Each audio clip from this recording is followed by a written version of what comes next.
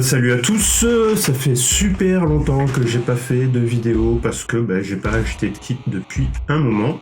Je me suis offert une Cero Sport et peu de temps après une E4 FWD de chez Team Magic, dont je reparlerai dans une autre vidéo pour vous dire à quel point c'est une putain de déception. Donc la Cero Sport, je l'ai acheté pour la comparer à la Advance, à la Sakura Advance 64. Donc les deux sont de chez Free Racing, hein. Et la Cero Sport en est l'évolution, voilà. Donc le châssis est en époxy. Et toutes les pièces qui sont censées être en carbone dessus sont en époxy. Donc la Cero Sport, c'est l'entrée de gamme. Il existe la Cero Ultra, je crois, dont le châssis est en carbone et dont la plupart des pièces sont soit en carbone, soit en alu. Ceci dit, la Cero Sport est un châssis quand même assez compétitif de base. Je l'ai pas encore roulé, je l'ai juste monté. Et ce que je peux vous dire, c'est que ça se monte très très bien et très très facilement. Qu'est-ce qu'il y a de nouveau par rapport à la S64? Déjà, on a un pare-choc en TPU. C'est du TPU comme on trouve sur les imprimantes 3D, mais c'est pas imprimé en 3D, hein, c'est moulé. Mais c'est la même matière. On a des protections de carrosserie, c'est-à-dire que quand la roue va monter, va prendre un choc ou un appui, cette partie va venir s'appuyer contre la carrosserie et relever un peu la carrosserie. Alors je sais pas si ça a une incidence sur les performances aérodynamiques, mais en tout cas ça vient protéger la carrosserie du pneu. C'est réglable en hauteur sur quelques millimètres, voilà. Vous pouvez mettre la même chose à l'arrière. Les supports de carrosserie arrière sont montables dans les deux sens, vous n'êtes pas obligé de les monter à l'horizontale. Moi j'ai trouvé que c'était cool de pouvoir les monter dans les deux sens parce que en fait les supports de carrosserie horizontaux, moi j'aime pas ça, ça m'énerve parce que une fois que ta carrosserie elle est montée, tu peux plus la régler en hauteur. Et comme je me suis foiré et que voilà, j'ai dû imprimer des réhausseurs. Voilà, du coup ça me saoule un petit peu. Donc je suis plus support verticaux que horizontaux. Voilà, c'était la digression numéro 642. Les amortisseurs ne sont pas montés sur des supports type carbone ou patin couffin. Ils sont montés sur des pièces en plastique qui viennent se prendre sur la cellule. Il n'y a a priori pas de réglage, si ce n'est que l'on peut écarter la rotule en haut de son support. Donc ça veut dire qu'on peut régler vers l'extérieur l'amortisseur. Ça sous-entend aussi que possiblement il faille changer la rotule pour avoir un filetage un peu plus long. D'origine, vous avez une cale de 2 mm, à peu près 1,5 mm, 2 mm à l'avant, et à l'arrière, il n'y a rien du tout. Donc tout est sur rotule. Ça ressemble vachement, enfin les rotules à l'avant, les rotules de suspension à l'avant du porte-fusée ressemblent vachement à ceux du TR08. C'est un peu le même système. Alors je suppose que c'est à peu près le même système sur toutes les voitures du monde maintenant. C'est juste que moi je suis pas habitué encore, donc voilà, j'ai trouvé ça assez étonnant. Devant on a un spool, un axe rigide, voilà, en français, en bon François. On a, ah putain, il y a un truc qui est ouf. Donc on a toutes les huiles, toutes les graisses, tout ça, et on a même du frein filé dans la boîte. C'est complètement ouf. C'est complètement ouf. À l'arrière, on a un différentiel. Le pincement est réglable grâce à des biellets, comme sur le TR08 aussi. Le TR08 est un peu ma référence, hein. C'est ce que j'ai de plus haut de gamme. Je sais que c'est pas ce qui existe de plus haut de gamme, hein, attention. Je me pèterais bien un TRF, un de ces quatre, mais le budget ne me le permet pas, sachant que j'ai aussi déjà un 8e à entretenir et que je commence à avoir quelques 1/10 piste à entretenir aussi. Donc du coup, n'ayant pas un budget illimité, les voitures haut de gamme, c'est pas pour maintenant. Même si je considère déjà le TR08 comme bien haut de gamme, mine de rien. Voilà, moi je suis parti sur un Roodog 8 tours et demi, 10 tours et demi, je sais plus. Un variateur BL 60. Pourquoi le 60 ? Parce qu'il passe sur le châssis, tout simplement, il dépasse pas. À voir dans le temps si c'est capable d'encaisser le 8 tours et demi ou 10 tours et demi, je sais plus. Le cerveau, c'est un SPT, SPL, SP quelque chose, enfin, c'est un 12 kg low profile. Le 12 kg low profile qu'on connaît tous et qu'on aime tous, et qui est bien. Il est rapide, pas cher et fonctionnel.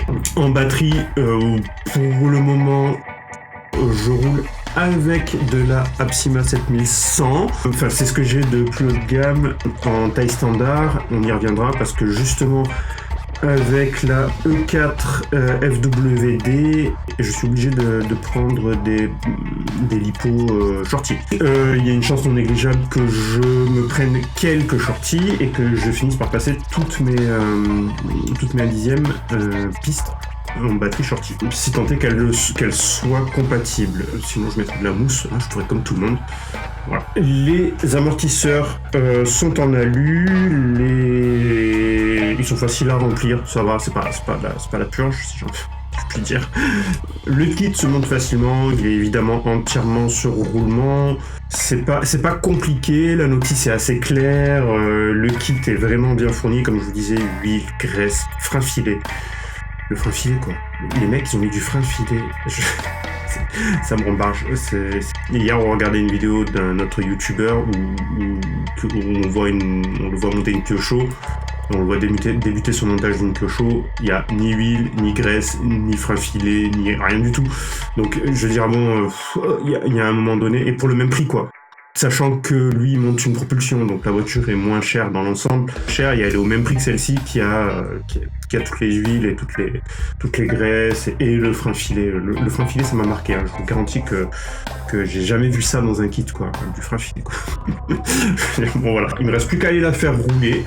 Je pense qu'elle ira faire ses premiers tours de roue en même temps que la E4 FWD, parce que même si ça a été une purge à monter cette bagnole, la E4, hein. Même si ça a été une horreur à monter, même si le kit...